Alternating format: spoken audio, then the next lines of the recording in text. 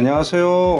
우리 그 다리가 인체 전체에 영향을 미치는 영향을 좀 살펴보기로 그런 시간 갖고 싶어서 이렇게 한번 촬영하게 됐고요. 자세가 좀 틀어지면 온몸에 이제 영향을 미친다. 이런 정도는 알고 있잖아요, 일반인들은. 근데 그게 조금 더 발가락, 발목, 무릎, 골반 이런 식으로 이제 순서적으로 체계적으로 검사를 해서 이게 어떤 영향을 미치는지 또 그것을 어떻게 개선해 나가는지 어떤 그런 방법적인 얘기를 간단히 좀 알려드리고자 해서 그 촬영에 임하게 됐습니다. 이런 자세로 편안하게 앉은 자세로 먼저 시작하셔야 되고요. 또 중요한 것은 양말이라든가 이런 걸 신게 되면 자국이 좀 남게 되는 경우가 있는데요. 그런 양말 자국이 없어질 때까지 좀 기다려 주셔야 되고, 거기에 완전히 자국이 없어진 경우에 정확한 검사가 나오게 됩니다. 전체적인 검사는 여러 번 하면 부정확하기 때문에 짧게 한 두세 번 정도 이렇게 하셔야 되겠습니다. 발 모양이나 색깔 그리고 이렇게 온도 이런 거 다 측정하셔야 되고요.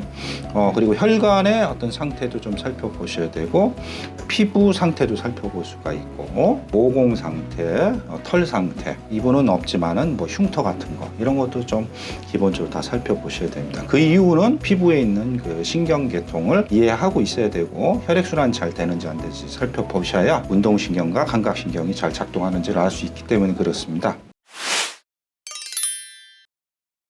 지금부터 좀 한 번씩 좀 살펴보겠습니다. 발이 건강해 보이긴 하는데요. 엄지발가락의 각도가 약간 이쪽은 약간 안으로 들어가 있겠죠? 이쪽도 좀 안으로 들어가 있습니다. 심한 편은 아니시지만 안으로 이렇게 들어가 있는 경우는 볼이 좀 작은 신발을 되게 신게 되거나 잘 늘어나지 않는 그 딱딱한 신발을 신게 됐을 때 이런 식으로 되게 되십니다. 이게 이제 계속 진행이 되면 무지해반증으로 해서 엄지발가락이 안쪽으로 이렇게 휘어드는 그런 현상이 일어나서 모양도 안 좋지만 발가락 신경이라든가 발목, 무릎, 허리 쪽에 근골격 계통에 어떤 질환이 생길 수가 있고요. 또 아울러 이것 때문에 혈액순환이 안 되면서 내장기 질환도 간접적으로 발생할 수가 있습니다. 손등으로 이렇게 우리 발등을 또 발바닥을 이렇게 살펴보면서 온도를 측정합니다. 이분 같은 경우는 약간 차가운 편이고요. 습도가 좀 있는 편입니다.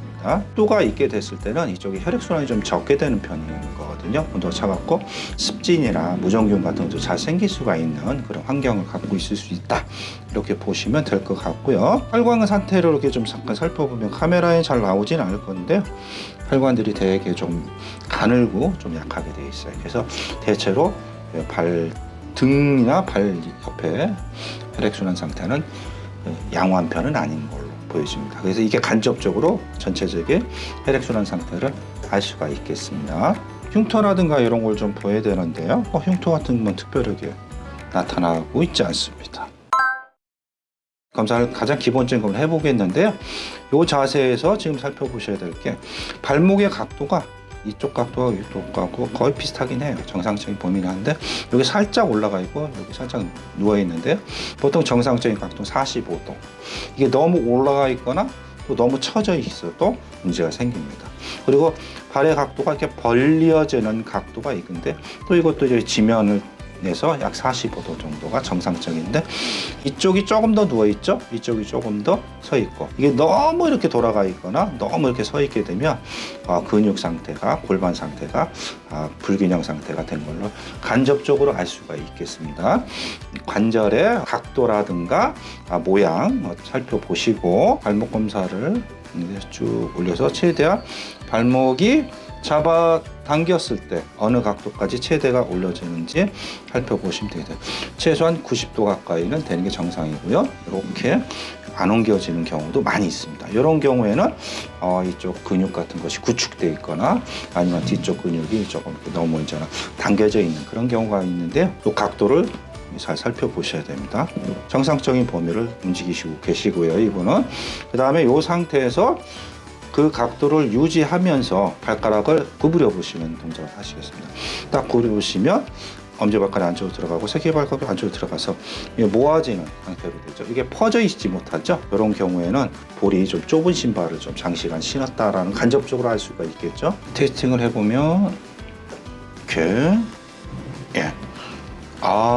힘이 좋습니다. 자, 위로 좀 올려보시고 저항을 하시고 힘이 없고요. 힘이 없고 힘이 없습니다.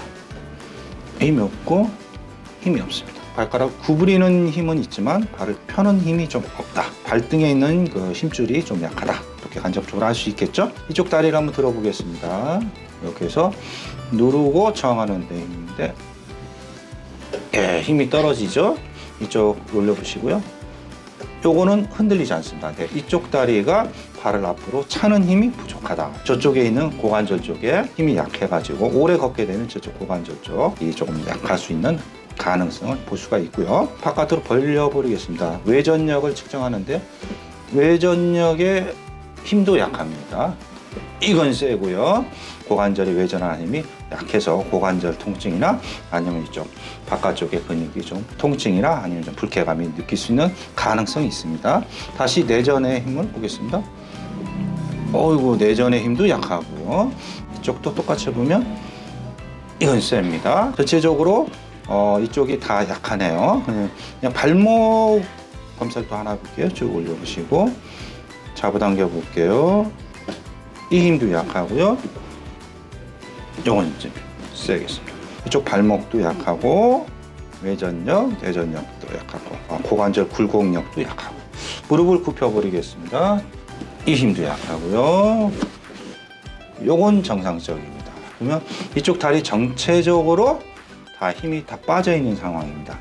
이런 상황에서는 원인이 발에 있다라고 볼 수도 있고 또 다른 신체 부분에 있다고 볼 수 있는데 오늘은 일단 발에 관련돼서 말씀드리고자 하니까 이런 상태에서는 이쪽 다리가 만성적으로 힘이 잘 안 들어가고 어떤 신경 반사 속도가 느린 상태로 보여질 수 있는데 그럴 때의 포인트는 이쪽 안쪽에 엄지발가락을 구부릴 때 쓰는 힘줄이 하나 있습니다.